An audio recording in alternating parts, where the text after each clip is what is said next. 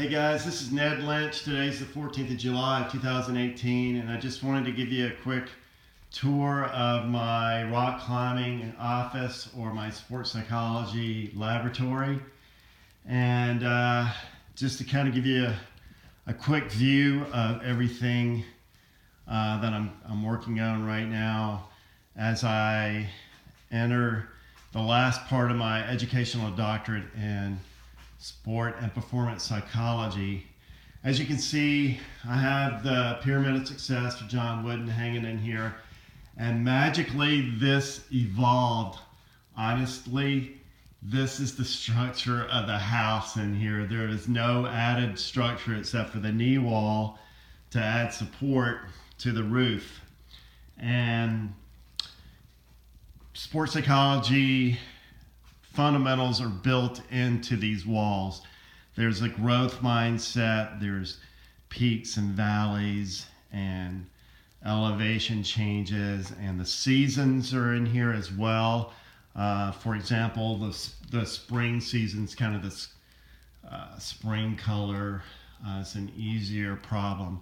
Bouldering is the crux of a rock climbing route that's taken down to ground level where it can be analyzed and figured out in a safe environment. So I have pads that I put on the floor in here because you will fall. Failing and falling is part of growth and is acceptable in rock climbing. So there's more than I can say in a quick video that's built into these walls, and there's probably more built into it subconsciously than I know. I have some training areas here. I call it my torture chamber for runner's training. In here to build finger strength. Finger strength is critical to rock climbing. So I've got all kinds of things in here, and you see there's chalk on everything because I actually come in here and actually use this stuff. It's starting to build up on these. I gotta start cleaning them. But anyway, this is my laboratory. There's one thing that I've been working on as far as mindfulness goes, and I call it RAIN. And RAIN stands for relax the right side of the brain. So my daughter's been coming in here and actually practicing this. You sit and do some mindfulness breathing, like a sit, as we do. But then A for RAIN is to activate the right side of the brain, or the creative side. So I have some coloring exercises. My daughter's been actually doing some coloring in here. I have some wooden blocks. These are 8 little blocks that are magnetically connected, and you can come in here and build something just to be in the moment for 1 or 2 minutes, whatever it takes, just to build something. So that's A. That way you're activating that side of the brain. The creative side, which is imagery and fine motor skills, are connected to that side of the brain. And then I for RAIN is to initiate movement. So I have jump rope, come in here, and I've got really high ceiling, so jump rope is to initiate movement, and there's timing involved and rhythm. And then N for RAIN is nutrition. Nutrition can be, did you have enough water? Did you eat the right stuff before you came in here to climb or work out? And also nutrition for the mind. And so, as you see, I have little quotes in here: success, winners, they take chances, stuff about goal setting, pain is temporary, quitting is forever, winners train, losers complain. Today I will do what others want, so tomorrow I can do what others can't. And tell me how many 55-year-olds are in rock climbing in their office in their attic. So part of this nutrition is John Wooden's Pyramid of Success, and I have a little book on Wooden's, all his little blocks and water qualities are discussed. So, you know, I come in here and pick one of these blocks that applies to my life today, and then I'll spend a few minutes going over that block and that principle and value that Wooden had expressed.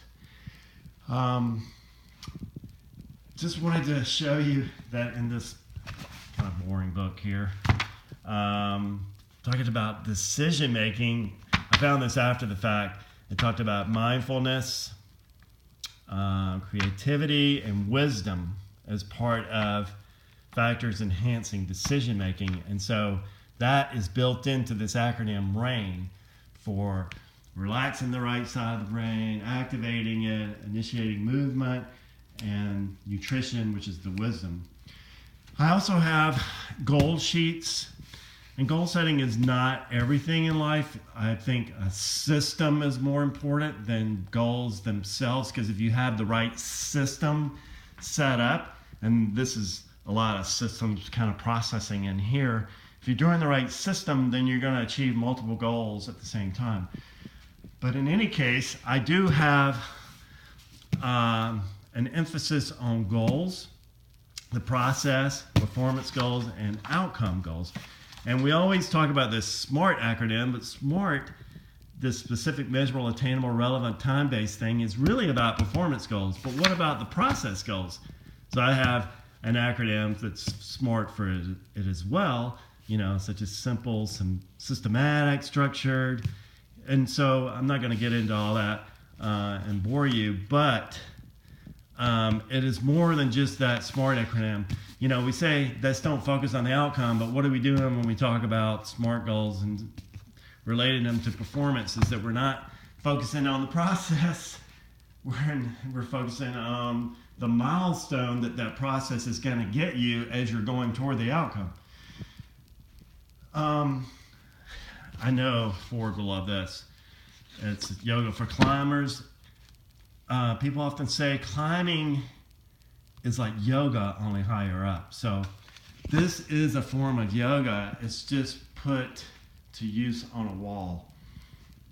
Also, there's integrated neuromuscular training, INT, which INT is dynamic stabilization, coordination, strength, plyometric speed, agility, and fatigue resistance. And I believe rock climbing teaches all these. And they're finding that if kids do INT at an early age, they're less likely to be injured when they're in high school playing sports, and they're less likely, we're talking about specialization, so don't specialize until you're a teen, but get the core components early in life. And they're finding in Canada in a study 72% reduction in ACL injuries in female athletes.